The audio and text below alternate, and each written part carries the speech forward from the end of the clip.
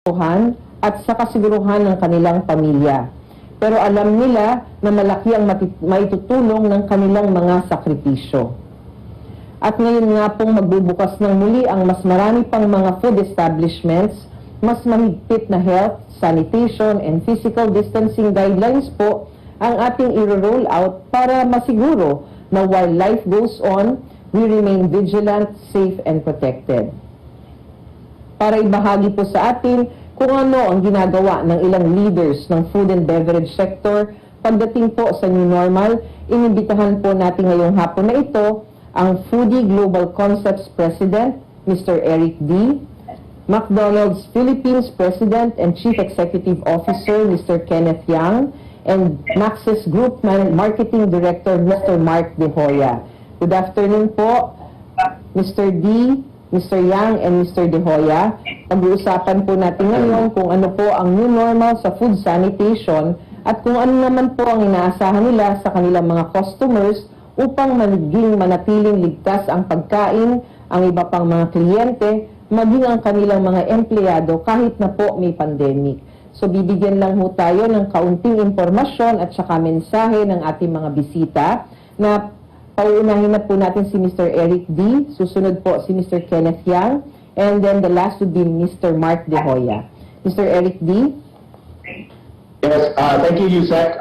Thank you for giving us this opportunity po para i-share ang aming mga safety measures na ginagawa.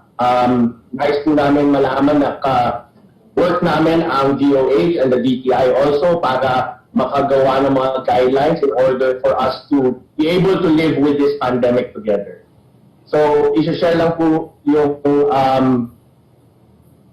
ating presentation.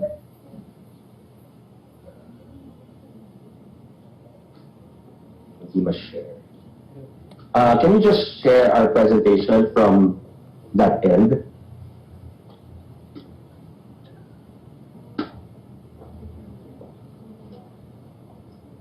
Can't seem to share. Sige po, habang inaantay po natin na mag-share ni Mr. D ang kanyang presentation, maybe we can move on to Mr. Kenneth Yang first, bago po si Mr. D. Mr. D, antayin lang ho natin na maiayos ang presentasyon nyo. Pwede po ba si Mr. Kenneth Yang muna ang makapagpakita ng kanilang presentasyon? Please. Mr. Yang? Good afternoon po, Yusek. Good afternoon. Maraming salamat at naimbitahan kami dito para mag-present po ng aming mga safety protocols dito sa McDonald's. Sa McDonald's po, actually, gumawa po tayo ng ating safety protocols and we follow the guidelines set by the Department of Trade and Industry and the Department of Health. So, sa McDonald's po, we believe that safety starts with our people. Kasi po, if we keep our people safe, then we also keep our customers safe. We can use slides po yan. And then, of course, meron tayong mga health check forms required for employees. Health declaration forms, daily health check forms, at saka fit to work clearance. And then, ano po sila? Kailangan po mag-temperature checks every day, before and after the shifts, hand washing every 30 minutes.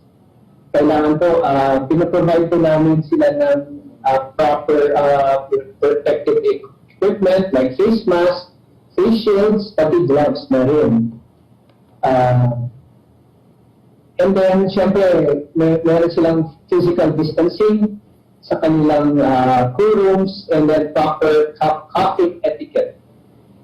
Tapos, we provide them M-Safe care kits. Ito po ay alcohol, vitamin C, pati na rin yung mga protective equipment nila, tulad ng face masks. And then, for customers naman po, we have to manage the number of people inside the store. And we implement strict customer entry protocols tulad ng no mask, no entry, footwear sanitation, hand sanitation, temperature checks, pati na rin health check form upon entry. And dapat po physical distancing sila sa tindahan kasi meron tayong mga stickers sa floor to guide them. Meron yung floor markers para yung kanilang flow ng customers isang direction lang po dapat para hindi sila pikit-pikit. Tapos sa ating mga front counter, meron tayong counter shields as additional protection. Tapos ang ating mga tables and chairs, kasi allowed na po ang dine-in ngayon, we have markers to show where you can sit. Tapos yung ating mga tables, meron din tayong table shields as extra precaution. And for dining customers, and also for take-out, yung pagkain po, ihahatid sa inyo using a push cart, tapos ang customer po ang kukuha sa push cart para no touch policy po kami. Tapos ang kagandahan po meron tayong safety manager in all McDonald's outlets. And every shift meron po yan. They have to follow the safety protocols. And actually every 30 minutes meron yan, meron sanitation guide. So we really go the extra mile by following all these safety measures for the stores. Like meron tayong hand sanitizers to customers every 30 minutes. Meron tayong frequent sanitation of high-touch areas. Pati yung aming self-order kiosks na pwede kayong mag-order, we sanitize that after every use. And we also have hand sanitizers for customers inside use. Of course, cashless payments are preferred para wala ng pera. But if may pera, we use naman trays para no touch also. And then, itong mga safety measures, not just for dine-in or inside the store, but everywhere, including drive-thru, pati McDelivery. No touch po yan. Tapos ang McDelivery bags po natin ay sanitize before and after each delivery, may note pa kung ano po yung temperature ng rider at crew na mag-prepare. Tapos meron tayong designated claim areas for pick-up orders. And for take-out orders naman, meron din itong separate claim area. And if customers po have any feedback for us regarding our safety measures, please email us at msafe@th.mcb.com and I will also personally attend to it. So maraming salamat po sa opportunity na to. I hope that everyone, especially our customers, are reassured that it's safe po to visit McDonald's.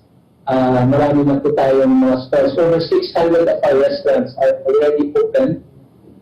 Except of course, sa areas na hindi pa po allowed, take out and delivery lang. Pero halos lahat po, pwede na po may dine-in, 30% allowed po. Maraming salamat po.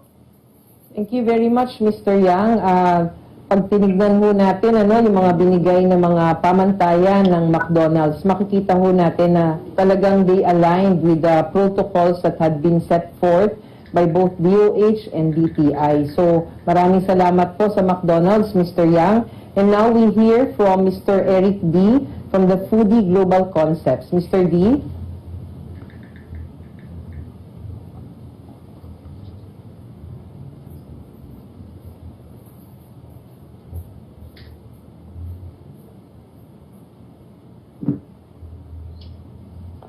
So, Mr. D.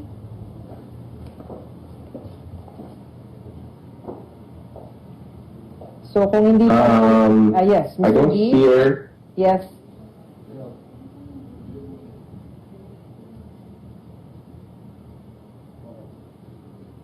Okay, kung tinitignan ho natin ulit, kung paano natin may papakita yung presentation naman ni Mr. D, habang inaantay po natin, maybe Mr. Mark De Hoya can go ahead of him. Mr. Mark De Hoya. Good afternoon po. From the Maxis Group of Companies, Mr. Mark De Hoya.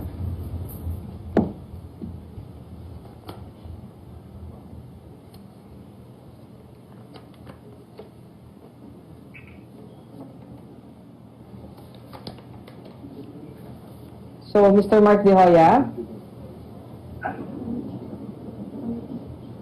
Yes, good afternoon. Yes, Mr. De Hoya, good afternoon. I'm really sorry for these technical difficulties. Can you hear me, Mr. Mark De Hoya? Yes, absolutely po. I can hear you. Hi, thank you. Good afternoon. And can you please go on with your presentation, sir? Yes, sige po. So, I'll be speaking this afternoon po on behalf of Maxis Group. Sa mga hindi po nakakaalam, Maxis Group is the largest casual dining restaurant group po in the Philippines. Hawak po namin syempre mga kilalang brands tulad ng Maxis Restaurant, Yellow Cab, Pancake House, Krispy Kreme, at marami pang So, ang i-discuss ko lang po over the next 5 minutes siguro. I'll just speak on how Maxis Group has really acted to not just to build love brands, which is our corporate mission, pero the building of state brands na mapagkakatiwalaan ng consumers. So, mabilis lang po ito. Sabi namin, there are 3 things na kailangan namin gawin to be able to manage towards the eventual reopening of our network towards dining. So, ang game plan po namin, 3 bagay na ginawa: reflect, respond, and review. We understood that faster that we move from one stage to another, mas makatulong po sa amin, not only to survive, but to thrive as well in the new format. Also, very first, sabi namin sa reflect, we have to be able to recalibrate operations to preserve stability. So, kasama po talaga dito yung pagbubuka sa crisis management group. Sabi namin, Maxis Group MGI has to move fast for containment. We have to be able to communicate both to our public stakeholders at sa internal employees po namin kung ano ang game plan at principle po namin. And of course, being able to manage the commercial aspect of cash. After that stage, which is very fast, we moved on to responding, which I think is truly what is yung importante po sa discussion nito. How do we enhance our responsiveness in a business environment na nagbago na po talaga? So kasama po dito, being able to implement all sorts of heightened safety protocols sa stores namin at sa commissaries. So these are different things na napag-usapan po ni Mr. Yang at pag-usapan din po ni Mr. D later on. Our employees come first. In all cases where it is more mindful, to allow them to sleep in the stores with appropriate supplements, vitamin C, protective equipment, and the shifting of Team A, Team B sa plantilla po namin. Lahat ito nakatulong to help us move forward. Sabi po namin, we have to be able to serve our customers pa rin po. So of course, we talked about our channels na hindi po nangyayari sa loob ng store, tulad ng delivery, tulad ng take-out. We knew this would be critical for the general public. And pati yung pag-manage po ng aming inventories to be able to serve the communities mindfully. After all of this one, this is the most important part, was the stage of renewal, where we executed na po talaga yung mga shifts po namin to allow Maxis Group to be able to thrive in the new normal. So, first things first, alam namin na when it comes to brands and our portfolio of brands po, ang pinakamahalagang ibigay namin is trust. Trust. Allow our consumers, allow our fans and our public to believe in our brands. In terms of our product, we have to be very mindful. Siyempre, this is the worst time to be wasteful or excessive in our menus. So the way that we rationalized the menus to be able to present the least hazard to our own internal workforce was implemented, and the management as well of that channels continued. So these are just the 3 principles overall. And I just want to say, we believe that it is for the good and for the interest of the country, for everyone, both the private organizations and the public, to be in full compliance with the guidelines set forth by DOH, DTI, etc. And with goodness at the heart of everything that we do, we are proud to have been able to launch this Pledge Update program, which served over 50,000 medical frontliners po sa mga hospitals natin, over 30 hospital partners. So when we talk about dining, since ito po yung pinakatanong ni Yusek, sabi namin, there are 3 things kailangan namin gawin dito. Dati, we were saying business is what we have to take care overnight and brand over time. We flipped that around. Sabi namin, brand overnight, business over time. The business will return to us as we're able to perform good for the public. Pangalawa, we said this is the right time for us to serve the country responsibly and mindfully, which is why we're talking about winning trust at market share. Thirdly, sabi namin, there are so many new normal behaviors that need to be invented simply because they do not exist. So just going back to dine-in does not mean for us returning to our old models. So there were several things that we had to look into be able to serve the public. So the first thing that I will talk about dito is the principle of really putting the trust of our brands first and foremost, and be able to earn back the support and the patronage of our consuming public. And sabi namin, the journey to dine-in did not start this week. As far as Max's group is concerned, the journey to dine-in started 3 months ago. And what that meant for us is, even as we were serving the public only in terms of delivery and takeout, we were already very mindful about the different hygiene and care concerns that we would have.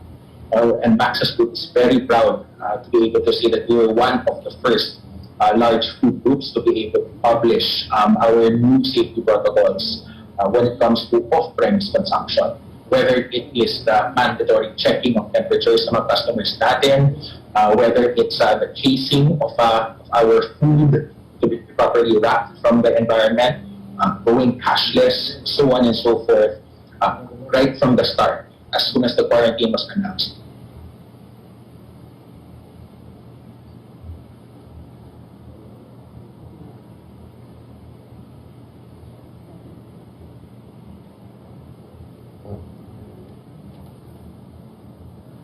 Mr. Mark De Hoya, we lost you. Mr. De Hoya?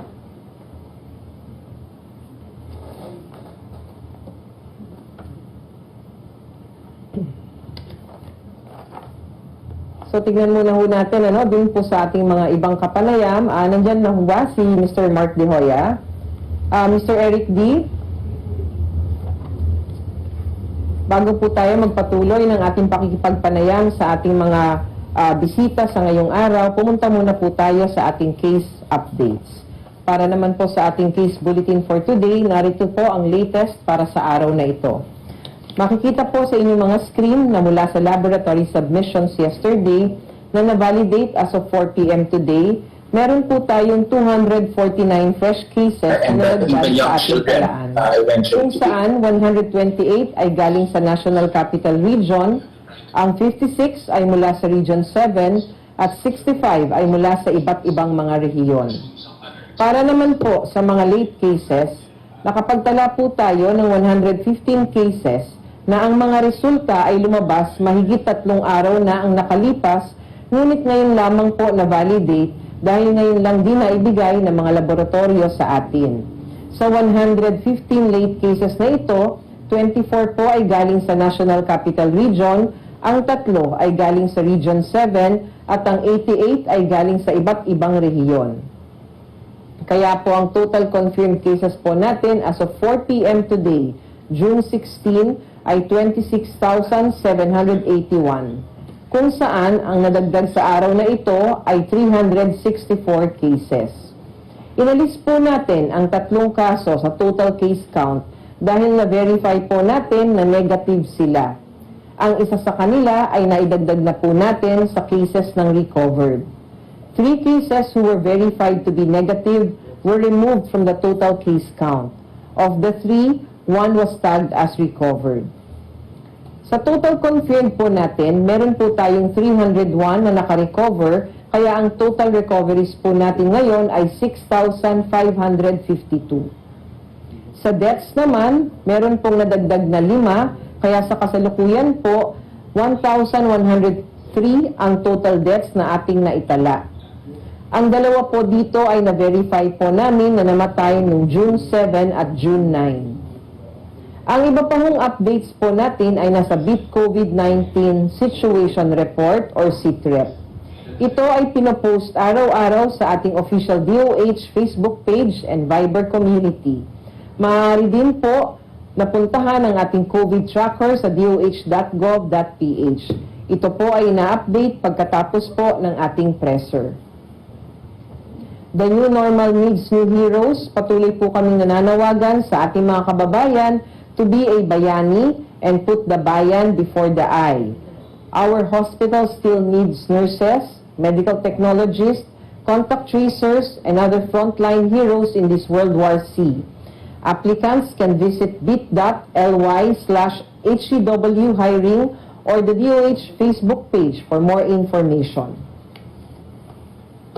Ngayon naman po ay dumako muna tayo sa question and answer with our media partners and some netizens sa social media. Galing po kay Leigh Alvis ng GMA News, is DOH seeing a second wave of local transmission? Dapat po nating linawin na ang local transmission na tinutukoy natin na sanhi po ng mga bagong kaso ay hindi generalized community transmission sa buong bansa. Sa halip, concentrated po sa iilang lugar kagaya po ng National Capital Region at Central Visayas, lalong-lalo na po sa Cebu. Bagamat meron po tayong mga bagong kaso sa mga lugar na ito, base po sa ating mga indicators na ginagamit like the case doubling time and critical care utilization rate, ay sapat na po ang kakayahan ng ating health system upang tugunan ito sa ating current situation. Galing po kay Ben na lang ng Facebook, gaano katiyak na hindi ka mahahawa ng COVID kung nakasuot ka ng mask at may dalang alkohol kapag nasa labas ka. Halimbawa po, nasa palengke ka o nasa mall ikaw. Ang transmission ng COVID-19 ay sa pamamagitan ng droplet infection or close contact. Nakukuha po natin ito kapag ang isang tao na may COVID ay nagsasalita, bumahing o umubo at wala po siyang suot na face mask o di kaya hindi siya nagtakip ng kanyang ilong at bibig. At ito po ay sumasama sa droplet na nagta-travel po dito sa air na sinasabi nating 1 metro po ang layo. Maari pong malanghap ang mga droplets na ito o di kaya'y mahawakan natin ang isang bagay kung saan dumapo ang mga droplets na ito at mapupunta po ito kung sakasakaling kapag nahawakan natin ang common surfaces, hawakan po natin ang ating muka o hawakan natin ang ilong, ang bibig o di kaya ang ating mga mata, maaari po itong makapasok sa mucous membranes natin at maaari po tayong mahawa. Kaya't malaking tulong po ang pagsusuot ng mask dahil pinipigilan po nito ang paglaganap o paghihinga natin o pagkuha natin itong mga droplets sa air. Gayun din po ang palagyang pag-ugas ng kamay ay nakakatulong na patayin ang droplets ng virus na maaaring nakuha na rin natin sa paghawak ng mga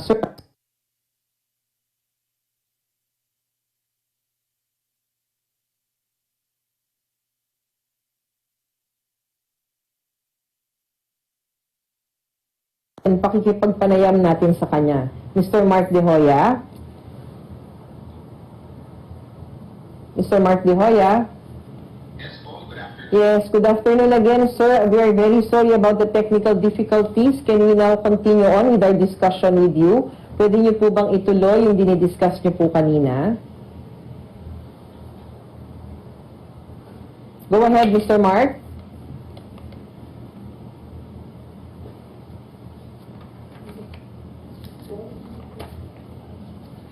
Atin lang pong antayin na maipasok uli ang presentation ni Mr. Mark De Hoya na kanyang dinidiscuss po kung ano po ang ginagawa ng Maxis Group of Companies para sa ating new normal for our restaurants and dine-in facilities. Mr. Mark?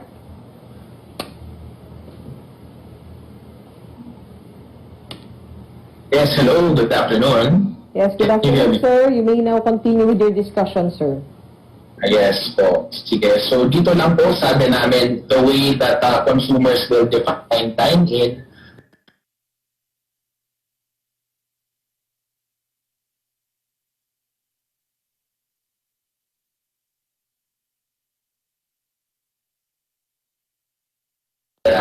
At kahit naka-social distancing po tayo, hindi naman nawawala po yung mga special occasions. So yung una po namin ginawa, ngayon, tulad po natin ngayon, nauso po ang paggamit ng Zoom para sa get together, reunion, kwentuhan. So we invented po a new dining channel where people can actually meet virtually, pero each participant dito sa party ay papadala po namin ng pagkain. Pwedeng chicken, cake, dessert, so on and so forth. I'm sure nakita ninyo sa balita over the last couple of months, may mga couples na nagpapakasal over Zoom, may mga reunions na nangyari over Zoom, at kailangan po talaga may pagkain. So this is one of the channels that we have invented as well for access. Sabi din namin, minsan ang mga customers po natin, they feel safer not inside the stores and restaurants, but inside their own vehicles. So we are also offering po a new practice, which we're calling Access Park and Dine. Ito po isang registered trademark po, where customers can actually order contactless their meals, and these can be consumed po within their own private vehicles. So of course, we're taking all of these measures to be able to allow customers to eat kung saan sila komportable.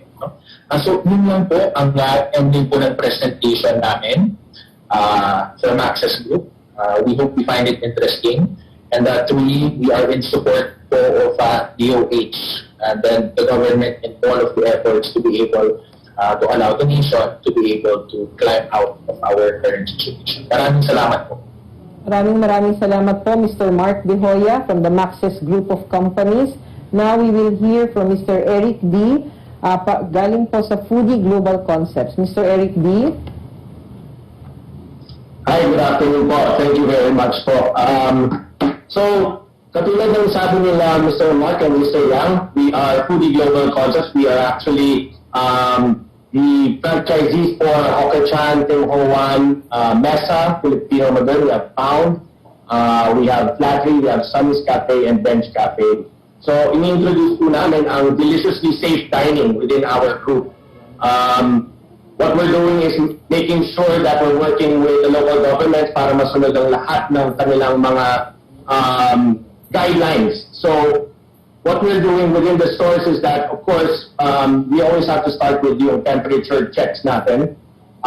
We've been implementing this, nag-open ho kami, very much early stage. So we were already doing this to begin with. This picture po is in Baguio, where it was picked up by a local newspaper on our initiatives for safety procedures. Next. We also have implemented some disinfecting mats to make sure na malinis po tayo coming in. We also have, of course, sanitizers na automatic and touch-free, so that decrease po ang contamination points na nagagawa natin. Next. We've also implemented UV disinfection for our packaging, food, and also some of our PPE materials. Next. Sa aming stores that are outside of the mall, we've decided to put in disinfecting booths para to make sure that anything that is entering our restaurants would be disinfected. The reason why ginagawa mo namin ito is para sa mga outside is because sa malls, so I think they are already buffering the people. So this way, since we're not inside the mall, we are making sure that we are checking everyone. Next. We've also implemented social distancing. I think most of the people are doing this. Although the LGUs or some of the malls have different rulings on the distance, what we did was we took the average and kind of used that at 1.5 meters. So we have everything in place para markings po, para lang alam nila kung saan sila upo. Ang experience po lang namin is that for the people, what we're doing po is really for the betterment of yung industry po namin. So we're seeing that some people are still wanting to eat closer to each other. We're reminding them all the time that social distancing. So we're sometimes getting some hesitation, but we're trying our best to explain to them why these things are necessary for us to prevent us from spreading the virus. Next. We've also practiced e-menus and using of health declaration for contact tracing. So everything po yan is online. So you can opt to go to our website, scan a QR code, or you can also do it the conventional way of you getting a piece of paper and writing all the information using a pen, which again is disinfected upon giving the pen to you. Next. We've also opted for all the contactless payments. We've pushed this with our restaurants, and we also have a food court venue, which is one of the first few in the country that's totally contactless and cashless. Pwede mo ninyo ilagay ang mga pera ninyo sa aming vendor booth, and then i-convert ko yan into digital cash, which you can use around our entire food hall. So, yan po ang presentation next. Yan po ang presentation namin on our safety team. Thank you. Thank you very much, Mr. Eric D. Pag nakita niyo po yung tatlong presentasyon at mga discussions na binigay sa atin ni Mr. D, Mr. Yang, and Mr. De Hoya, halos pare-pareho po, And these are all aligned with the protocol set forth by DTI and DOH para po dito sa sinasabi nating new normal. So ipagpatuloy ho natin ang pakikipagpanayam natin sa ating mga guests for today. Magtatanong lang ho kami ng kaunting katanungan sa ating mga guests. Maybe we can start with Mr. Yang from McDonald's. Mr. Yang, gaano po nyo katagal pinag-aralan ang paghahanda at pag-i-implement ito pong kinakailangan natin ngayon sa new normal? Mr. Yang? Actually, because we are in the food business po, ever since, yung ating food safety and quality protocols, dati pa po yung mag-raya. So, sanay na po tayo dyan. Pero, syempre ngayon, with this latest, ever since, nung start pa lang nung crisis, we already implemented our M-Safe playbook po. So, including people safety. So, as I said earlier, safety po starts with our people. So,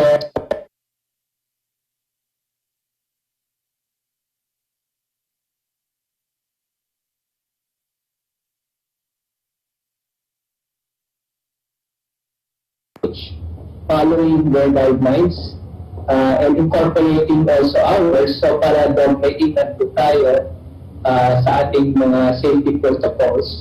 And then we immediately conducted training and dissemination po of all this information sa lahat po ng ating mga crew and managers sa tindahan. So ngayon po, the other part of course was we had to order some other extra equipment para sa ating new safety protocols tulad ng more hand sanitizers for customers, and then yung ating mga face shields, masks, pati na rin yung ating mga disinfecting masks. And then, meron din tayong mga in-order na counter shields at saka mga, or in-install counter shields at table shields para po added protection to our customers. So, yun po, medyo pinaghandaan po talaga namin ito. In fact, we also had the BTI inspect our stores prior to this. So, sa mga two weeks ago, si Sec Mon, si Sec Galvez, at saka si Congressman West Castellan in our store in Macdo SM North EDSA to inspect po. And okay naman po yung inspection. Thank you very much, Mr. Yang. Pag tinignan ho natin itong mga efforts, makikita ho natin talaga that it's really the whole of society na nagtatrabaho para ma-achieve natin ang new normal. At ngayon pa nga po nakikita natin ang mga efforts ng ating mga industry from the restaurant businesses, kung paano po sila nag-a-align sa mga protocols ng Department of Health and the Department of Trade and Industry para masiguro po ang kaligtasan ng ating mga customers and, of course, their employees. Now, can we ask Mr. Eric D., paano po niyo nasisigurado na susunod po ang inyong mga customers sa mga guidelines na ipinapatupad natin? And ano po ba ang gagawin natin kapag hindi po sila susunod? Katulad po nung sinasabi natin na bawat pumasok ang mga tao sa inyong restaurants kapag walang mask, kailangan may health declaration forms and the other things. Mr. Eric D.? Salamat po. I think ang importante po is for us being transparent. Lahat po ng mga hinihiling namin sa mga customers is readily available, displayed within our venues, ang no mask, no entry policy. Kinausap rin po namin ang sariling mga teams namin that even they have to follow their own rules because I think that has to start from our own employees. So meron po kaming pathways na in-identify. So even po na malayo ang magiging ikot ng aming mga tao just to service them, is minimake sure po namin na kami rin ay sumusunod sa aming sariling patakaran.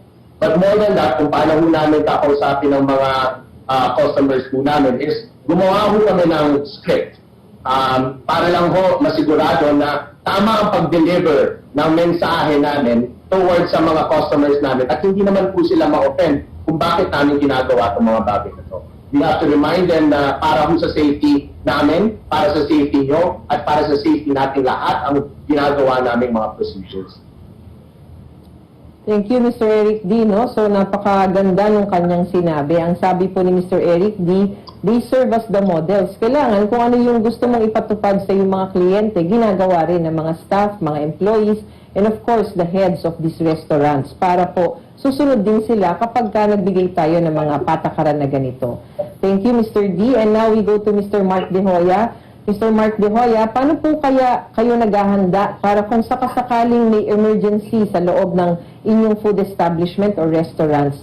Ano po ba ang plano nyo in case may sumama ang pakiramdam sa inyong mga empleyado or sa mga customers sa loob ng inyong restaurant? Mr. De Hoya? Yes, I think to realize po na as restaurant operators, as part of the community, it's very important to be able to create and foster mga relationships po namin sa mga LGU and yung mga DOH representatives po. So we are very proud naman po that each of our stores across our whole network are in very close contact po. Tulad ng sinabi po ni Mr. D earlier, we are very strict as well in monitoring as well. I think we all believe naman po, prevention po is the best policy po. So at the very first level pa lang po, when we talk about yung mga health declarations, mandatory temperature checks, all of these other different factors, sanitation before customers are even allowed or employees are even allowed to enter our stores. Diyan pa lang po, that should be able to filter out po yung mga cases, monitoring all of the symptoms and all these different things po. But I think I just want to reinforce po for everyone who's in the service industry, anyone who is operating their own small businesses, we must be able to fully connect and comply and contain with all of the policies po ang deal and work hand in hand with the LGUs. Thank you very much, Mr. De Hoya. So, ayan po, no, nagsasabi po sila na talagang working hand in hand with the DOH, with the DTI, with the government. Actually, para po maging successful po tayo dito po sa pagpapatupad natin itong mga new normal protocols natin in the industry of restaurants. Ngayon po, hinga na lang po natin ang huling mensahe ang ating mga panauhin. Unahin na po natin kay Mr. Eric D. Mr. D, can we have your last message po para sa ating publiko at para naman po sa mga may-ari rin ng ibang restaurants para makakuha rin po sila ng mga tips galing po sa ating mga guests ngayon. Mr. D? Unang-una gusto ko magpasalamat sa inyo, Yusek, for giving us this opportunity para i-share ang aming mga safety features. Since nagbukas tayo ng dine-in, nakita namin na unti-unting umabalik ang mga tao. Pero of course, meron pa rin takot na umiikot sa mga nila. So, ang trabaho namin is to really reduce that fear and make that fear small enough para mas gustuhin nilang kumain sa mga venues natin. Kailangan natin magtulungan para mangyari ito and to really get the consumer's confidence back by dining in safe. Thank you po. Maraming salamat po, Mr. Eric D. Now, can we have Mr. Kenneth Yang? Mr. Yang? Yes, again, maraming salamat po, Yusek, Rosette. Maraming salamat rin sa DOH and sa DTI kay SecMon with the coordination and coordination po sa departments nyo. McDonald's is here po to serve everyone, our customers, and we believe in the safety first and foremost. So, kailangan po safe ang lahat ng procedures na ginagawa po natin para sa ating mga customers. And sa amin po, we believe it starts with our people because if we can keep our people safe, then we will also keep our customers safe.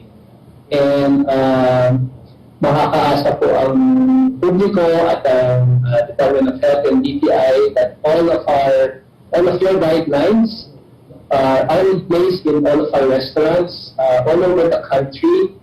Ready na po kami to serve our customers, whether they come in for a drive-thru or mag-order sila ng mag-delivery or take out or kahit dine-in, which nagsisimula na po ngayon sa XUR.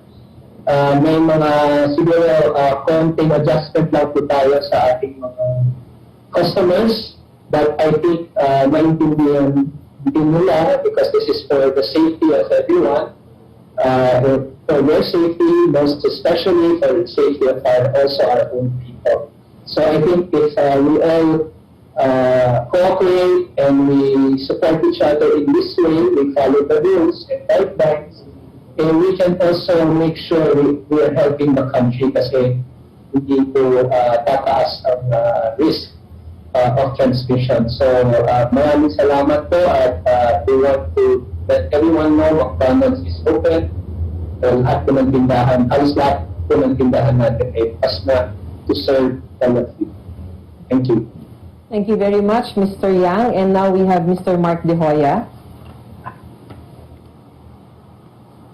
Yes, on behalf po of Access Group, maraming salamat po, Lusek, for the invitation to speak in this forum. I think on behalf of the organization, we are deeply appreciative po of the public policies that are in place, but we also believe that it is ultimately the private sector. It is our own personal national obligation to be able to comply with these guidelines. No? It's not simply in the hands of the government to be able to control these conditions. It's up to private citizens as well. No? And we welcome each of you back to our restaurants. We assure everyone that we are in full compliance with guidelines being set forth, and we hope to be able to serve as an example of a private organization in support of the national efforts to be able to control this crisis. Maraming salamat po, Mr. Thank you very much, Mr. Mark De Hoya, Mr. Eric D., and Mr. Kenneth Yang, para po dito sa pakikipagpanayam sa amin ngayong araw na to. So nakita ho natin talaga ang pakikipagtulungan ng pribadong sektor sa gobyerno para po magkaroon po tayo ng kahit na konting ease dito po sa nangyayari ngayon sa ating sitwasyon with COVID-19. And ang isa hong napaka-importante na hinighlight talaga ng ating tatlong guests would be the safety of their employees and of course safety ng mga kliyente, especially the whole community. So dyan po tayo, sama-sama po tayo, nakikipagtulungan, pribado at public sector para po tayo ay magkaroon ng kasiguruhan sa kaligtasan ng ating mga kababayan. Sana po ay nakapagbahagi po kami ng dagdag kaalaman sa inyo dito sa virtual presser natin ngayong hapon. Nakita natin na hindi lamang ang health sector ang nagsusulong ng new normal, pati po ang food and beverage sector at ang industry ng bansa ay aktibong nakikipagtulungan po sa pamahalaan upang mapanatili ang ating kaligtasan habang naghahanda po sila ng ating mga pagkain. Ngayon magpapatuloy ang GCQ hanggang sa katapusan ng buwan na ito. Meron na po tayo nakikita mga mumunting tagumpay sa laban natin kontra COVID-19. Hindi pa rin po ito sapat upang maging kampante tayo.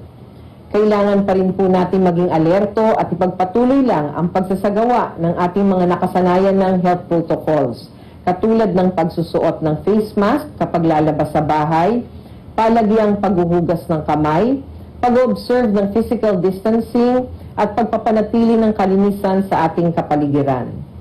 Huwag po nating kalimutan, kailangan po nating palakasin ang ating mga resistensya sa pamamagitan ng pag-exercise at pagkain ng tamang diet. Kapag malakas po ang ating katawan, mas malalabanan po natin ang sakit, COVID-19 man o yung iba pa hong karamdaman. Ito na po ang tunay na bayanihan laban sa COVID-19. Tayong lahat ay mga frontliners, mga bayaning nasa gitna ng laban sa COVID-19. Ginagawa po natin itong lahat, hindi lamang po para sa ating mga sarili, ngunit lalong-lalo na po para sa ating mga mahal sa buhay. Bago po tayo magtapos, muli po namin ipinapaalala na ugaliin mag-fact check.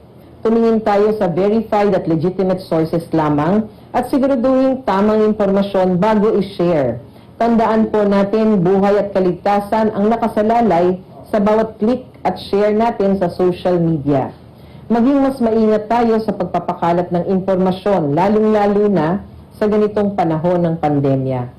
Para po sa iba pang health tips, puntahan po lamang ang Healthy Pilipinas website at Healthy Pilipinas Facebook page. Makakatiyak po kayo na ang ating tips at advisory sa website at Facebook page na ito ay tama at kapaki-pakinabang. Maraming salamat po sa inyong lahat. Mabuhay po ang mga Pilipino na patuloy na lumalaban sa COVID-19. Tandaan, together we can beat COVID-19.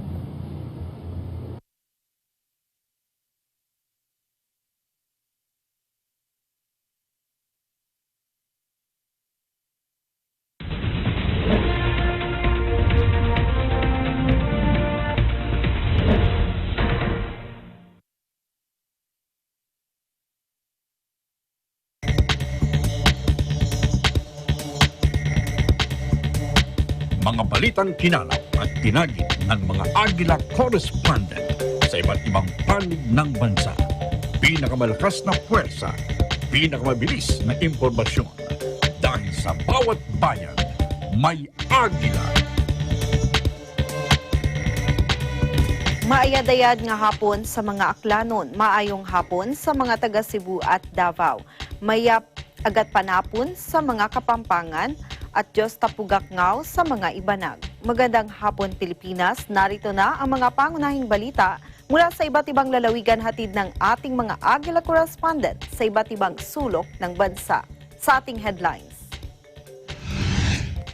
Isang barangay captain ng Usamis City pinatawa ng 60 days preventive suspension. One-stop shop para sa PNP Travel Pass, Travel Authority, locally stranded individual at health clearance isinagawa sa Laguna. DTI Bataan nagsagawa ng inspeksyon sa mga salon at restaurant. Mga dating NPA na sumuko sa 53rd Infantry Battalion na pagkalooban ng mga agricultural seeds mula sa Department of Agriculture.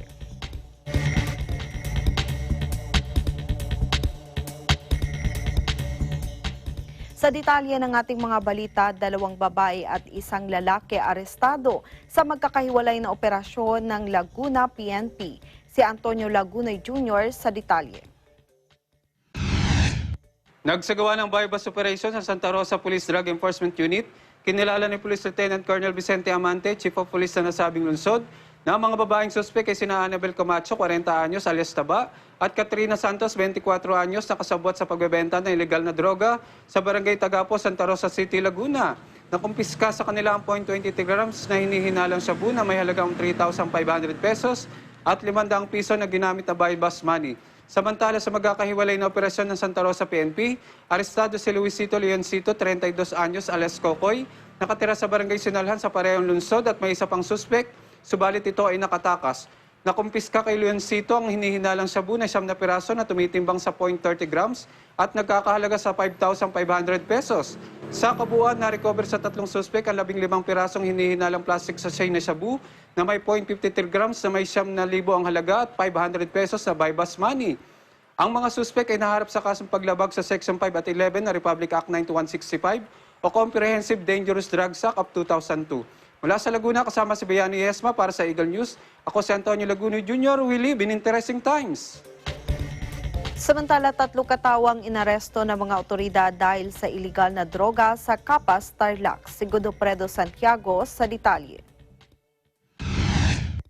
3 katawang inaresto ng mga otoridad sa illegal na droga sa Barangay Santa Lucia, Capas, Tarlac. Sa pangunguna ni Police Executive Master Sergeant Oscar Macusi Jr., official ng Provincial Police Drug Enforcement Unit, Tarlac Police Provincial Office. Sa ulat ni Police Lieutenant Colonel Philip Flores Antang, hipi ng Provincial Police Drug Enforcement Unit, kay Police Colonel David Nicolas Puclay, Provincial Director ng Tarlac. Ang mga nahuli ay sina Michelle Brones, 35 anyos, Jason Lacson, 25 anyos, parehong residente ng Barangay Santa Lucia, Capastarlac, at Mark Emmanuel, 35 anyos, residente ng Barangay Cristo Rey, Capastarlac. Sinabi ni Police Master Sergeant Benjamin Carion, investigador, na conduct ng drug by bus operation ang PPDU, kasama ang mga tauhan ng 2nd PMFC at Capas Municipal Police Station. Nagpanggap na bayad ng Cebu ang isang police intelligence na nagresulta sa pagkakadakip ni Michelle Brones at 2 cohort nito na naaktuhan nagpapasisyon sa nasabing lugar. Nakumpiska sa mga 3 suspek ang 3 transparent plastic sachet na hininalang Cebu na inalang pantimbang, 1,000 piso bill na ginamit na marked money, illegal drug paraphernalia at isang cellular phone. Ang 3 suspek ay kinasuhan ng paglabag ng Comprehensive Dangerous Drug Act of 2002 mula sa laliwigan ng Tarlac, kasama si Acer Bulanadi at Ronald Ploma. Ako si Godofredo Santiago. We live in interesting times. Replikang baril na kumpiska sa isang lalaki sa Buhangin District, Davao City. Si Heidi Hipolat sa detalye. Habang nagsasagawa ng monitoring sa flooded area ang Mobile 77 crew na pinangunahan ni Station Commanders Estrelio Biramiso sa San Vicente, Buhangin, Davao City, ay inireport ng isang concerned citizen na sina Paul Castañares Antoque, Alex Lamberte Luminarias at Ronel Galasio Carael na bawang residente ng NHA Buhangin, Davao City ay nagsasagawa umano ng illegal gambling activities at paglalasing sa nabanggit na lugar. Huli sa akto ang 3 suspect at nasa kustodiya ng Buhangin PNP at kakasuhan para sa violation of PD 1602 or Tong-Its at RA 11332 para sa liquor-ban. Mula dito sa Davao City para sa Eagle News, Heidi Hipolan, will live in interesting times. 3 lalaki naman nakulong dahil sa pag-inom ng alak at pagsusugal. Nagbabalik sa report si Heidi Hipolan.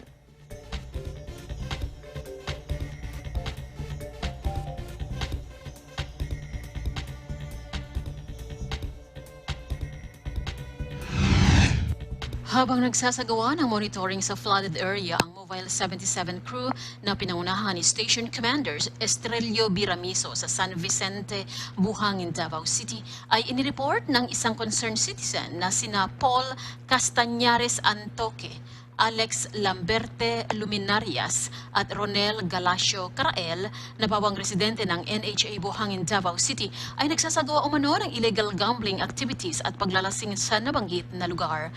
Huli sa akto ang 3 suspect at nasa kustodiya ng Buhangin PNP at kakasuhan para sa violation of PD 1602 or Tong-Its at RA 11332 para sa liquor-ban.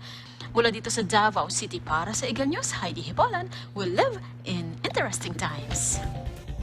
Isang lalaking tulak ng droga patay sa isinagawang bypass operation sa Cavite. Si Alisa May Mansilla sa detalye. Patay sa isinagawang bypass operation ang isang lalaking tulak ng droga na nagtatrabaho bilang driver ng Lala Move.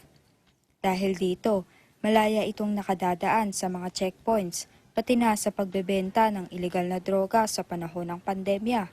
Nagdulot ito ng armadong paghaharap sa pagitan ng suspect at ng drug enforcement team ng General Trias PNP sa Barangay Bacau, General Trias City, Cavite.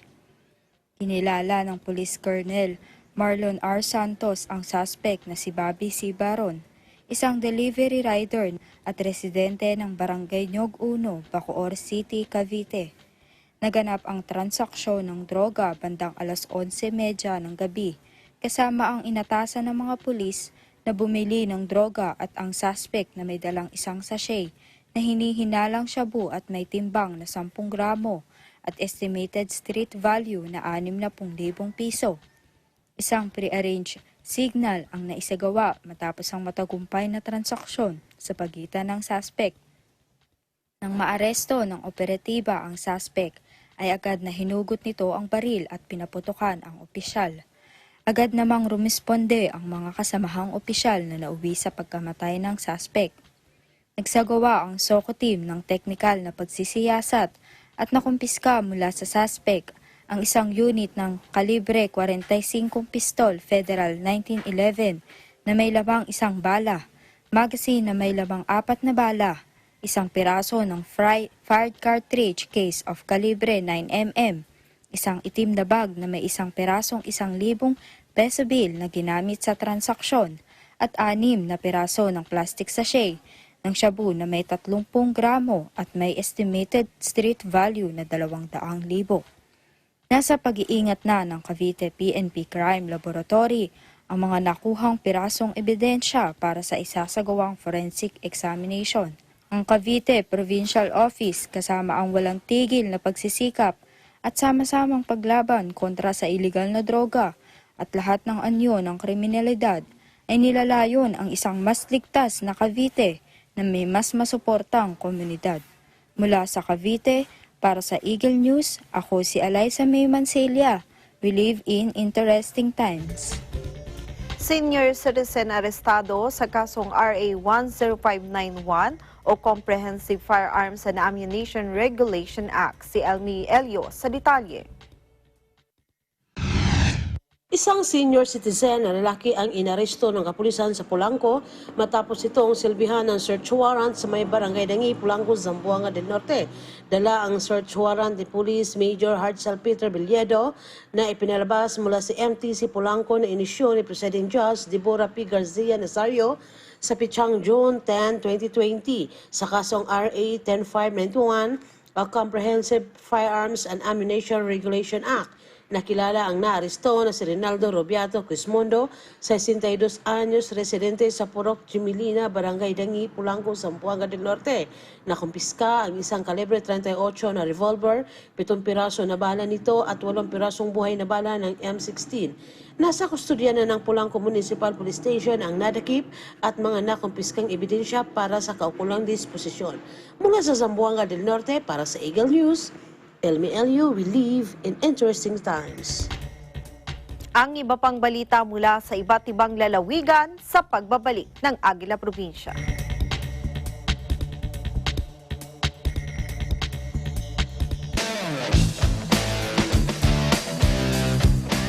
Patindi ng patindi at tuloy-tuloy ang pagpapakita ng galing ng ating mga TNG aspirants.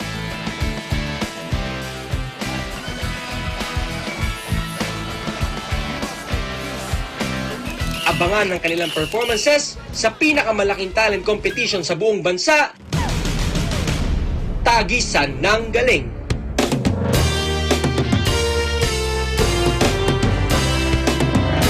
This program is presented by SMC Infrastructure, building a better world. Sandig sugar-free white coffee, puno ng white coffee taste without the sugar, kaya lower calories. Try mo na Sandig sugar-free white coffee. Sarap ng white coffee, now sugar-free. Vet-approved NutriChops, the only premium dog food with active boost for optimum energy and prebiotics that help strengthen immunity. Just like Catherine Bernardo, gawing listo, ganado ang fur babies niyo. Listo ganado sa NutriChops. Magnolia Chicken Templados, delicious, ready to cook and freshly marinated daily. Pure Foods Luncheon Meat, pure sarap for every family. Star Chunky Cheese Corned Beef, ang cheesy ng corned beef mo. Walang duda, kids can tell na #1 ang Pure Foods Standard Juicy. Ang tender, ang juicy, ang sarap. Co-presented by Cooper, expert in air conditioning and electromechanical. Also engaged in structural, electrical, fire protection, plumbing, and sanitary services. Cooper, your ultimate MEPS and air conditioning solutions. Unlad Incorporated International, fight against global poverty. New San Jose Builders Incorporated. Canrib Corporation, your ventilation and air conditioning specialist. Vita Herbs Philippines Green Coffee, masarap, mabango, at healthy pa. Puerto Rico Resort and Convention Center, Cabiao, Nueva Ecija. I love Puerto Rico. In participation with Rain or Shine Elastomeric Waterproofing Paint, Matinco. R Square Variables Incorporated, Compizel Enterprises, Saisho International Trading Corporation, DN Steel, IMAC UPB Roof Corporation. Hey, Gretchen Ho here, and I'm a white coffee lover. Creamy kasi, and very yummy. Pero mas masarap kung hindi nakaka-guilty. Check my new discovery, Sandwich Sugar-Free White Coffee. Puno ng white coffee taste without the sugar, kaya lower calories. Try mo na! Sandwich Sugar-Free White Coffee. Sarap ng white coffee, now sugar-free.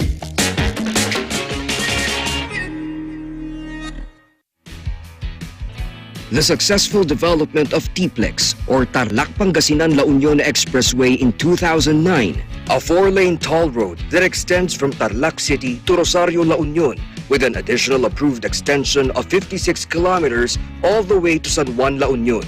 This is expected to reduce travel time to Baguio and other provinces in northern Luzon.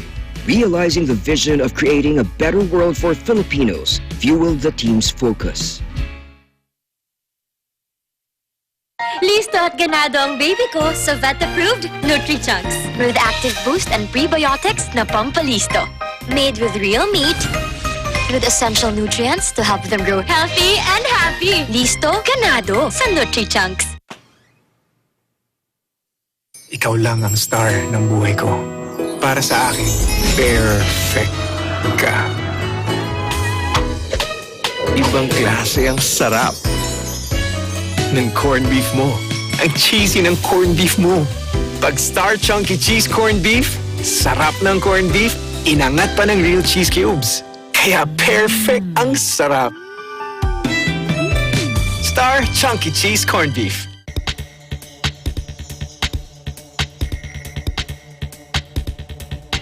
Tuloy tayo sa ating mga balita. Isang barangay captain ng Ozamis City pinatawa ng 60-day preventive suspension. Si June Dave De Leon sa detalye. Pinatungan ng 60-day preventive suspension ang isang barangay captain mula sa Ozamis City nitong ika-15 ng Hunyo dahil sa mga complaints laban sa kanya. Kinilala ang kapitana na si Sheila Marie P. Agonoy mula sa barangay Banyadero. Ayon kay Majority Leader Council Attorney Mars Tapayan, ang suspensyon ay ang aksyon mula sa mga complaints ukol sa naging distribution ng Social Amelioration Fund na nagkaroon umano ng falsification sa mga certification ng mga beneficiaries. Ayon sa mga complainants, may beneficiary na nagpanggap at ginamit ang pangalan ng isang LGU employee. Meron ding mga naganap na duplication of serial numbers sa SAP forms mula sa beneficiaries sa ibang barangay na hindi makaklaim ng assistance dahil na-claim na ito ng mga nagpanggap na beneficiaries mula sa barangay Banyadero. Binigay ang 60-day preventive suspension upang maiwasan ang paggamit ng impluwensya habang patuloy pa ang investigasyon laban sa kapitana. Patuloy rin ang investigasyon ng Ozamis City Council laban sa mga anomalya mula sa iba pang mga barangay. Mula rito sa Ozamis City, Misamis Occidental. Para sa Eagle News, June Dave De Leon, we live in interesting times. Municipal Councilor ng Kiblawan, Davao del Sur, arestado matapos maaktuhang gumagamit ng shabu. Si Cristera Joy Magpatok sa detalye. Isang municipal councilor kasama ng driver at mango harvester nito ang inaresto ng mga sakop ng San Pedro Police Station matapos maaktuhan na nagsagawa ng shabu session sa loob ng isang stall na narentahan nito sa Bangkuran Public Market, Barangay 5-A, Bangkuran, Davao City. Kinalalang suspect na si Councilor Cipriano Ponce Sarona, 53 taong gulang, na isang municipal councilor sa Kiblawan, Davao del Sur. Inaresto rin ang dalawang kasama nito na kinilalang sina Butch Amarillo na isang contractual driver sa municipality sa Kiblawan at Archie Truya, 31 taong gulang, na residente ng Barangay Los Amigos, Tugbok District. Nakuha sa mga ito ang isang pakete ng hinilang shabu, 3 pakete na may shabu residue at shabu paraphernalia. Ang mga suspect ay harap sa kasong paglabag sa RA 9165 o Comprehensive Dangerous Drug Act of 2002. Mula dito sa Davao City para sa Eagle News, kasi Jeremy Patok, we live in interesting times. Operasyon ng PNP Zambales laban sa isang wanted person naging matagumpay. Si Jocelyn sa detalye. Sa kabila ng mga iba't ibang programa na pinagtutupad ng kapulisan ng Zambales upang masuportahan ang mga hakbang ng gobyerno laban sa pandemyang sakit na COVID-19, sunod-sunod at naging matagumpay ang operasyon ng mga kapulisan sa pangunguna ni Provincial Police Director Police Colonel Ponce Rogelio I. Peñones Jr. laban sa mga wanted persons sa lalawigan ng Zambales. Una na rito ang pagkakadakip kay Darlene Jane Mon Iibo sa Sitio Mandaloy, Taltal, Masinloc, Zambales na kung saan ay may kasong murder, 2 counts attempted murder at arson. Si Darlene Jane ay ika-top 10 most wanted person sa hanay ng Communist Terrorist Group at top 1 most wanted sa level ng probinsya. Nitong June 13, 2020 naman, lumuwas ang ilang miyembro ng kapulisan ng Castillejos sa pangunguna ng kanilang hepe na si Police Major Joe Luis Ilo papuntang Magarao MPS Camarines Sur PPO upang kunin ang pagkastudiya kay Cornelio Alconis Ifa Babier na residente sa Purok 5 San Pablo, Castillejos, Zambales. Si Alcones ay may mga warrants of arrest dahil sa kasong murder. Ang akusado ay naaresto ng mga miyembro ng kapulisan ng Magarao, Camarines Sur noong Abril 21, 2020 dahil sa mga paglabag sa mga alituntunin ng ECQ na ipinatutupad sa naturang lalawigan.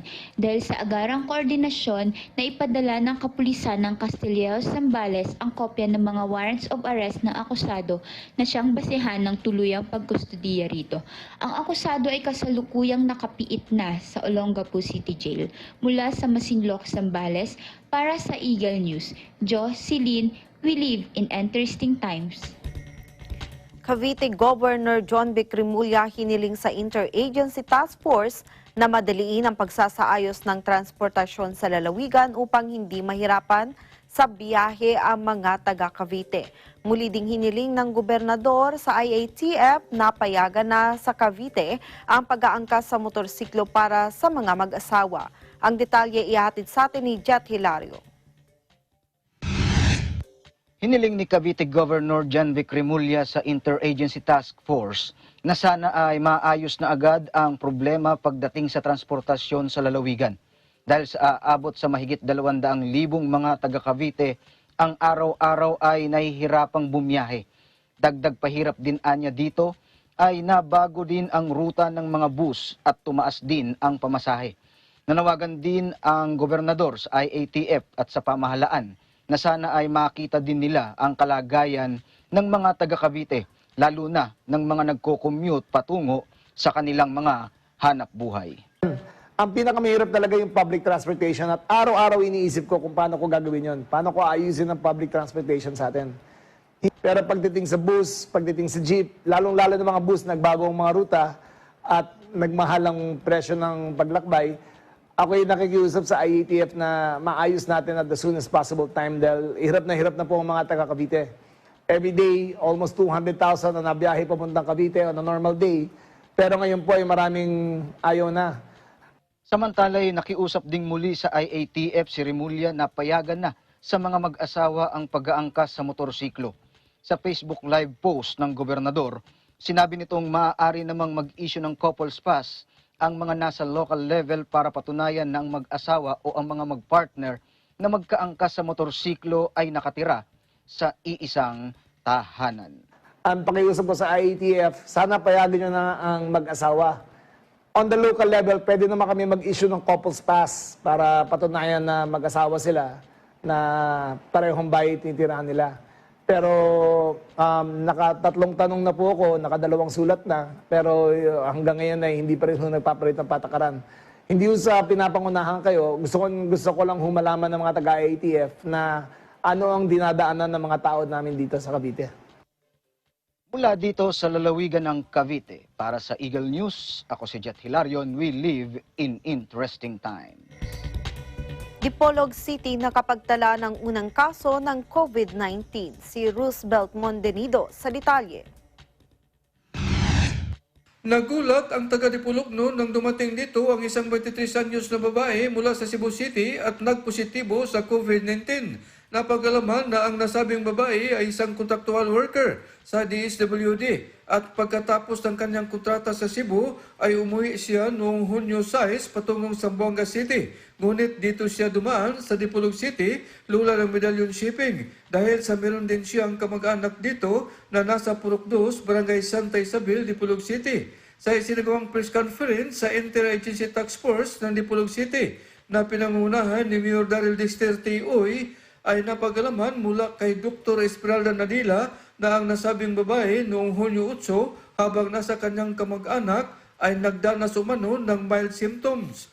Kaya dinala sa Corazon si Aquino Hospital at agad namang isinagawa ang swab test at napag-alaman na nagpositibo sa COVID-19 ang pasyente na kinilalang si Patient 002 na kasalukuyang nakakonfine sa naturang pagamutan. Isinagawa naman ng IATF ang contact tracing sa lahat ng kamag-anak at close contact ng pasyente. Napag-alaman din na ang dalawang office mate ni Patient 002 sa Cebu City ay nagpositibo rin sa COVID-19. Nanawagan naman si Mayor Daryl Dexter Tioy sa lahat ng taga-Dipolognon na huwag lamang magpanik dahil ang pasyente ay nasa isolation center na. Subalit, hindi pa rin magkumpiyansa, laging sundin ang mga health protocols tulad ng stay at home, laging magsuot ng face mask kung may lakad at social distancing upang hindi mahawaan ng naturang virus. Mula sa Zamboanga del Norte, para sa Eagle News, Roosevelt Mondrido, we live in interesting times. DTI Bataan nagsagawa ng inspeksyon sa mga salon at restaurant. Si Josie Martinez sa detalye.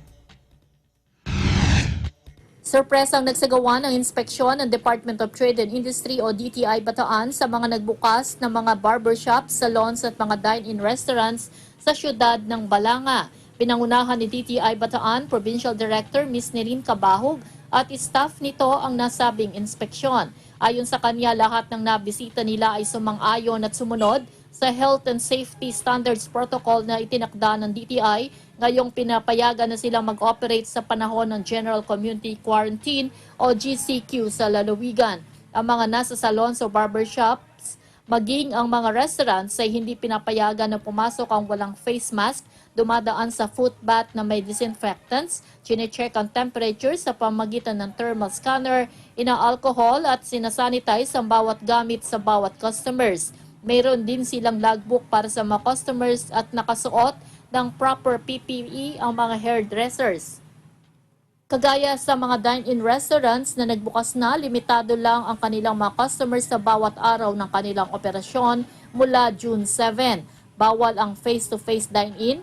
Makikita rin ang mga nilagay na division at markings sa mga mesa at upuan kung saan lamang pwede umupo para masiguradong ma-observe ang social distancing. Maging ang mga restaurants na nag-cater lamang ng take-out habang nakapila. Sa ngayon, 30% pa lamang ang operation capacity ng mga dine-in restaurants ang pinapayagan ng IATF sa ilalim ng GCQ. Patuloy naman ang isasagawang pagmamonitor ng DTI Bataan sa mga ito at iba pang magbubukas pa para masiguro ang kaligtasan ng bawat isa na makaiwas sa COVID-19. Para sa Eagle News, Josie Martinez, we live in interesting times. Ang iba pang balita mula sa iba't ibang lalawigan sa pagbabalik ng Agila Probinsya.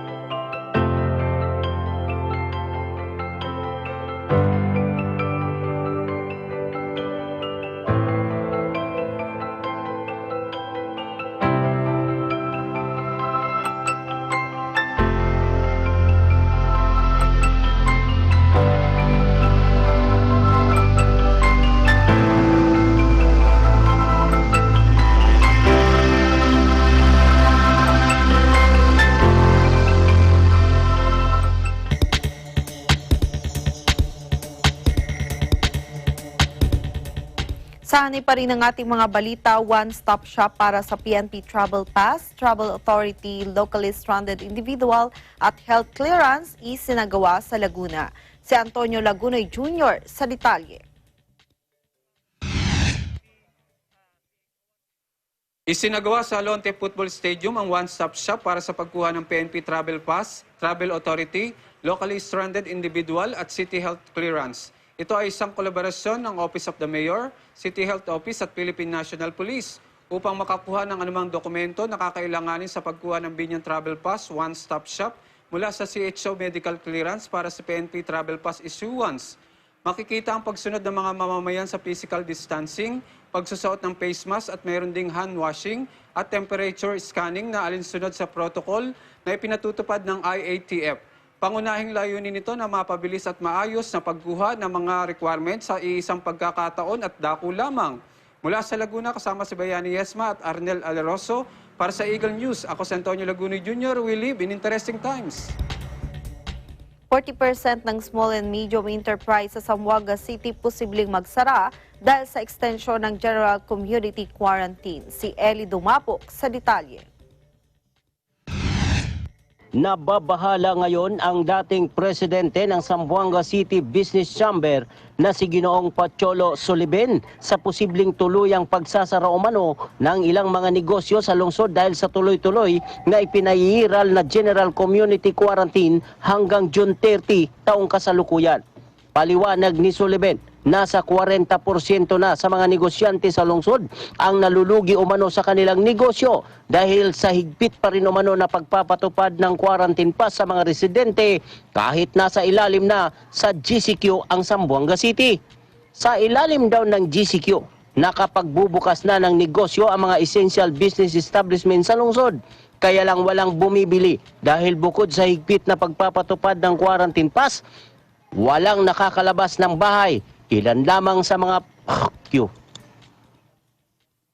Sa ilalim daw ng GCQ, nakapagbubukas na ng negosyo ang mga essential business establishment sa lungsod.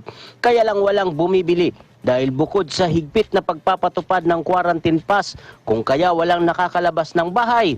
Ilan lamang sa mga PUG rin at tricycle ang hindi pinapayagang makapagbiyahe. Ngayong araw magsisimula na naman ang 15 days GCQ extension hanggang June 30 kung kaya posible pa anyang malubog na sa pagkakalugi ang karamihan sa mga negosyante. Nanindigan naman ang pamahalang panglungsod ng Zamboanga na mahalaga pa rin daw ang ating kalusugan at nakakakain naman ng maayos ang mga residente kung kaya walang dapat ipangamba sa GCQ extension na ipinaiiral sa syudad hanggang sa katapusan ng buwan ng Hunyo. Eli Dumabok, we live in interesting times. Turnover ceremony ng isang ambulansya at isolation facility para sa Binyan Doctors Hospital isinagawa. Si Bayani Yesma sa detalye. Kinaskinayaan ni Binyan City Vice Mayor Jel Alonte kasama ang mga doktor, nurses at medical staff ang turnover ceremonies ang isang ambulansya at isolation facility para sa Binyan Doctors Hospital na handog ng National Grid Corporation of the Philippines, NGCP. Siyempre, unang-una, maraming salamat sa NGCP sa pangunguna ng ating Presidente CEO, Mr. Anthony Almeda, at magbibigay tulong sa partnership with the Binyan Doctors Hospital headed by Mr. Roderick Ramos. Nag-donate po ang NGCP ng isang ambulansya at isang isolation facility na magagamit po ng mga taga-lungsod ng Binyan para sa ating pandemya. Lubos na nagpapasalamat ang pamunuan ng nasabing hospital sa NGCP sa nasabing turnover na makatutulong ito ng malaki na makapagserbisyo sa mga pasyente ng mamamayan na lungsod ng Binyan City.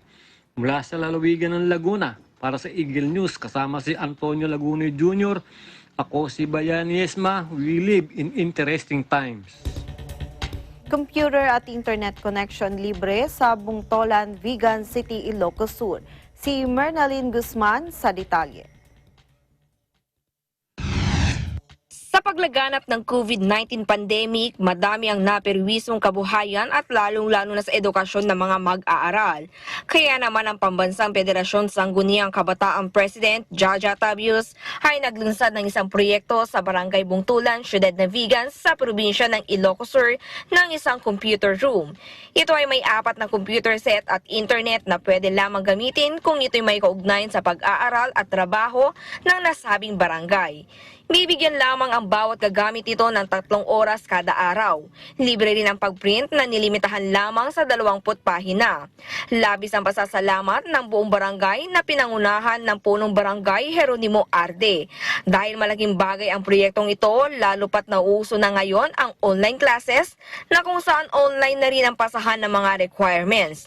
Isa lamang ito sa pagbabagong dala ng nasabing virus. Suportado naman ito ni Gobernador Ryan Luis Singson, lalo na't malaki ang maitutulong ito sa mga kabataan at sa kanyang nasasakupan.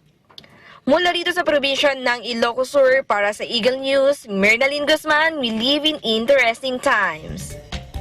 Releasing ng credentials para sa mga nagsipagtapos sa grade 12, isinagawa sa isang paaralan sa bayan ng General Mariano Alvarez. Si Mike Amarante sa detalye. Dahil hindi makadalo sa graduation rites ang mga estudyante, nagsagawa ng releasing of credentials para sa mga nagsipagtapos ng grade 12 ang paaralang General Mariano Alvarez Technical High School sa pangunguna ng punong guro ng paaralan na si Dr. Victorio N. Medrano, kasama ang Guidance Department at Grade 12 Registrar sa bayan ng General Mariano Alvarez, lalawigan ng Cavite. Tinatayang 1,035 ang mga estudyante na nagtapos sa iba't ibang strands, ayon kay Ginang Dina Calix, Guidance Counselor ng Grade 12. Magkahalong emosyon ang naramdaman ng mga magulang dahil sa unang pagkakataon na hindi makakakyat ng entablado ang kanilang mga anak dulot ng COVID-19 pandemic. Nakapaloob sa isang envelope ang card, good moral, diploma, ganun din ang mga medalya na bilang parangal sa mga nagsipagtapos. Upang mapawi ang lungkot, sinabayan ng musika ng marcha ng pagtatapos habang tinatanggap nila ang diploma ng kanilang mga anak. Ang paraan ng pagkuha ng mga credential ay hinati sa mga araw at schedule batay sa quarantine pass ng mga barangay upang mapanatili ang kaayusan at kaligtasan ng mga magulang na kukuha ng mga ito. Mula sa Cavite, kasama si Danilo Peregrin para sa Eagle News. Ako si Mike Amarante. We live in interesting times. Internet cafe sa Kalibo, Aklan na mahagi ng libreng DepEd Learning Enrollment and Survey Form at ALS Enrollment Form. Si Melniesa Melgar sa detalye. Namahagi ng libreng DepEd Learner Enrollment and Survey Form at ALS Enrollment Form ang Play and Surf Cyber Cafe sa Kalibo, Aklan. Ang Play and Surf Cyber Cafe ay isang internet cafe na matatagpuan sa Iuturong Street, Poblasyon, Kalibo, Aklan, na pagmamay-ari ni Albert Manalo. Libo-libong enrollment form ang kanyang ibinahagi upang makatulong sa mga mag-aaral na nahihirapang mag-enroll, lalo na ngayong panahon ng pandemya. Kalakip ng form ay namigay din siya ng 20 pesos na pamasahe para sa unang 100 na estudyante na makakakuha ng form. Bukod rito, namigay rin siya ng merienda para sa lahat. Maaari ring gamitin ang kanyang mga computer ng libre para sa online enrollment at research ng mga mag-aaral. Ang mga ALS enrollment form naman ay kanyang ibinahagi sa mga head teachers at teachers ng ALS sa buong probinsya ng Aklan. Mula sa probinsya ng Aklan para sa Eagle News, Melniesa Melgar, we live in interesting times. Ang iba pang balita mula sa iba't ibang lalawigan sa pagbabalik ng Agila Probinsya.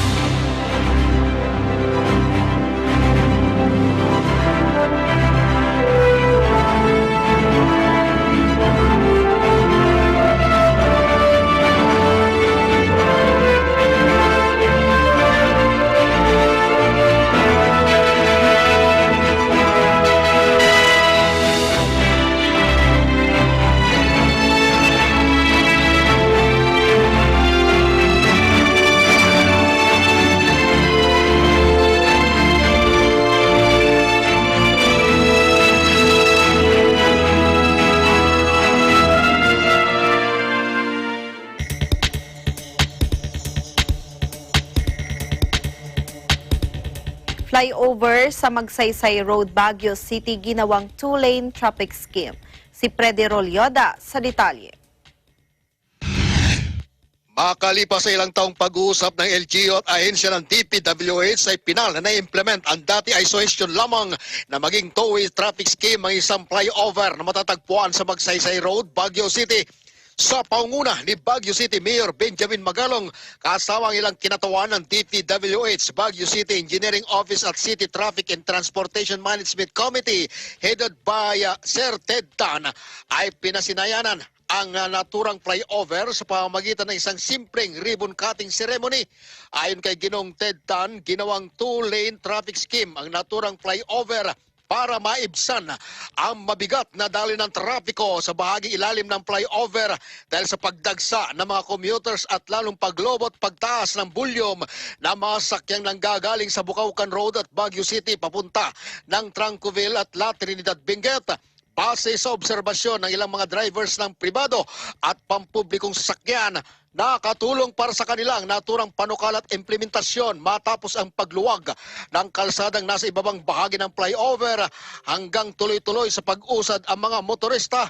Ayon pala sa ilang opisyal sa kabila na may kinakarap ang lokal na pamahalaan, partikular na sa pandemic crisis, ay pinagpapatuloy pa rin ng iba't ibang ahensya na may pagpatuloy ang mga proyekto at programang nabinbin dulot ng COVID-19, partikular na sa kapakanan ng mga biyahero para sa maginhawa at maluwag na daloy ng trapiko. Mula sa Baguio City, para sa Eagle News, Fred Rolyoda, we live in interesting times. Mga dating New People's Army na sumuko sa 53rd Infantry Battalion na pagkalooban ng mga agricultural seeds mula sa Department of Agriculture. Si Ferdinand Livor sa detalye.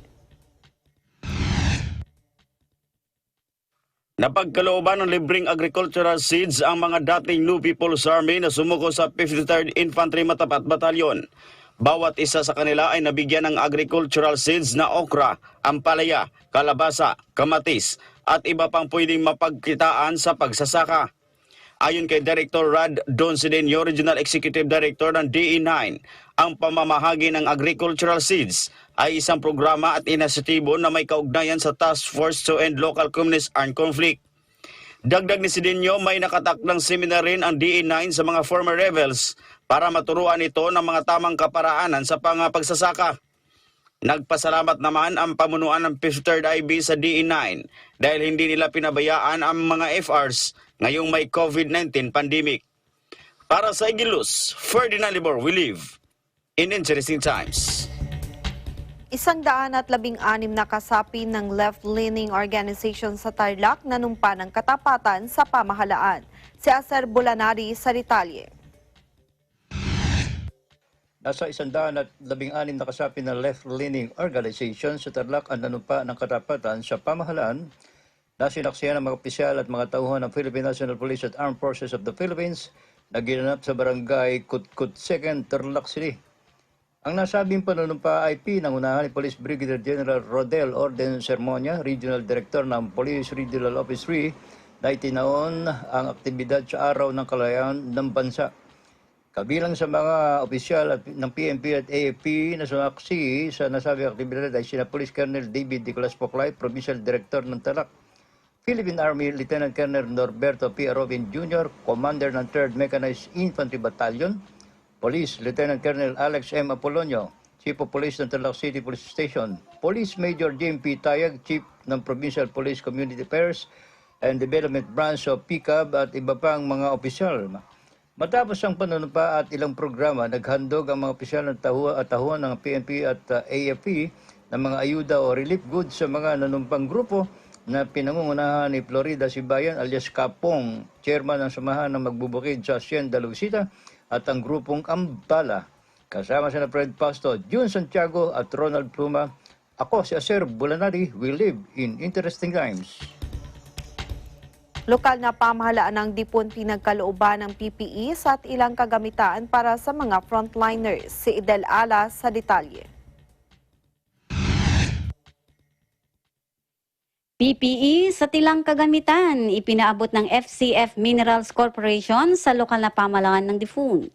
Bilang bahagi ng social obligation ng FCF Minerals Corporation, ay kanilang ipinabot sa lokal na pamahalaan ng Difun sa pangunguna ni Punong Bayan Mayor Nasi Kalaunan ang karton ng mga PPEs and 95 face mask, thermal scanner surgical mask, gloves at ilang galon ng mga alcohol na magagamit ng mga frontliners at kawani sa kanilang mga pagtupad ng tungkulin. Ito ay malugod na tinanggap ni Mayor Kalaunan kasama si Municipal Health Officer Eden G. Pata at kanilang ipinabot ang taus-pusong pasasalamat sa kumpanya sa pamamagitan ni Ginong Hernan ang tagapagsalita ng FCF Minerals na siyang nagpaabot ng tulong. Ang naturang kumpanya ay kasalukuyang nakatatag sa Cebu, Nueva Vizcaya na responsable sa paggalugad ng ginto at iba pang mahalagang mineral. Ayon kay Ginong Hernan, ito ay kanilang ginagawa bilang pagsuporta sa mga adhikain ng gobyerno na matiyak ang kaligtasan ng mga manggagawa at isa lamang ang LGU Difun sa kanilang mga naabutan na ng konting tulong. Mula sa lalawigan ng Quirino, para sa Eagle News, Idel Alias, we live in interesting times. Social pension para sa mga senior citizen ipinagkaloob sa San Jose City. Si Breda Sevilla sa detalye.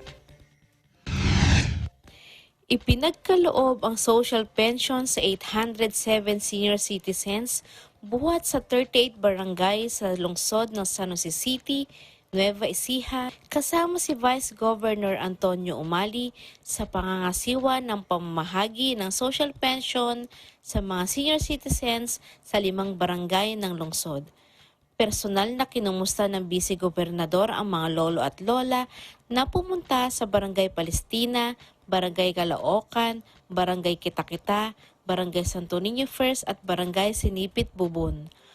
Ayon kay Vice Governor Umali, naging posible ang maagang pamamahagi ng social pension dahil sa hiling ni Nueva Ecija Governor Oy Umali sa Provincial Social Welfare and Development Office na sikaping mapaaga ng DSWD ang pamamahagi ng pension ngayong panahon ng krisis. Batid ng gobernador na mahalaga ang pensyong ipamamahagi ng gobyerno upang ang mga senior citizens sa probinsya ay may ipambili ng gamot para sa kanilang maintenance. Pinapaalalahanan naman ng Vice-Gobernador ang mga benepisyaryo na patuloy na mag-ingat at iwasan ang paglabas dahil ang COVID-19 ay isang virus na nakamamatay at magpahanggang ngayon ay wala pang lunas.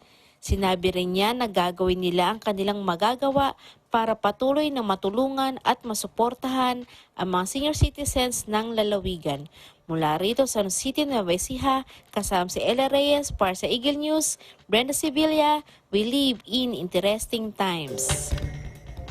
At yan ang mga balitang tinutukan ng ating mga Agila correspondent mula sa iba't ibang sulok ng Pilipinas. Ang Agila Probinsya ay mapapanood rin ng live sa www.eaglenews.ph mula Lunes hanggang Biyernes sa ganap na alas 5 hanggang alas 6 ng gabi. At kung may nais kayong i-report sa inyong probinsya, maaaring mag-email sa agilaprobinsya25@gmail.com. Ako po si Mario Chowa, we live in interesting times.